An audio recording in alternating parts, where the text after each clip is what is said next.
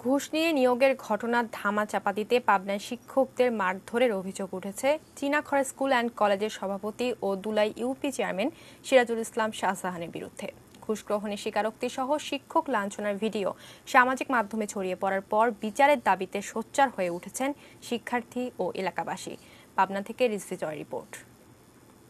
সুজানগর উপজেলার চীনাখরা school and কলেজের এই নিয়োগ বিজ্ঞপ্তি প্রকাশের তারিখ 2015 সালের 20 অক্টোবর, অথচ পত্রিকার শিরোনামে সংযোজিত মুজিব বর্ষের লোগো। ফলে ঘুষের বিনিময়ে গোপনে ছাপা এই বিজ্ঞপ্তিতে 2020 সালের 2 মে আইসিটি বিষয়ে প্রভাষক ও জীববিজ্ঞান বিষয়ে প্রদর্শক পদে দুজনকে নিয়োগ দেওয়ার বিষয়টি প্রকাশ পায়।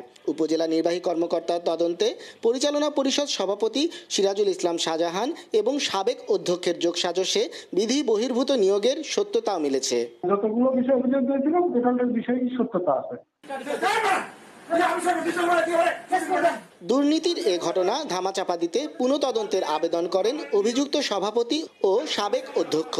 আর তাতে বর্তমান অধ্যক্ষ সহ শিক্ষকদের স্বাক্ষর করতে চাপ দেন কলেজ সভাপতি। তাতে রাজি না হলে এভাবেই অকথ্য গালাগাল ও মারধর করে সাদা কাগজে শিক্ষকদের স্বাক্ষরও নেন।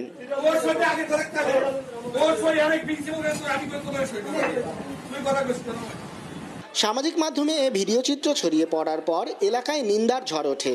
ক্যামেরার সামনে মুখ খুলতেও নির্যাতিত শিক্ষকদের ভয়। তবে উপজেলা আওয়ামী লীগের সহসভাপতি হওয়ায় ক্ষমতার অপব্যবহারে ইচ্ছামতো তহবিলের টাকা খরচ করেন শাহজাহান। তার প্রশ্রয়ে চিহ্নিত সন্ত্রাসীরা কলেজের কক্ষে গড়েছে মাদকের আখড়া। এসব অভিযোগে বিব্রত দলের নেতারাও।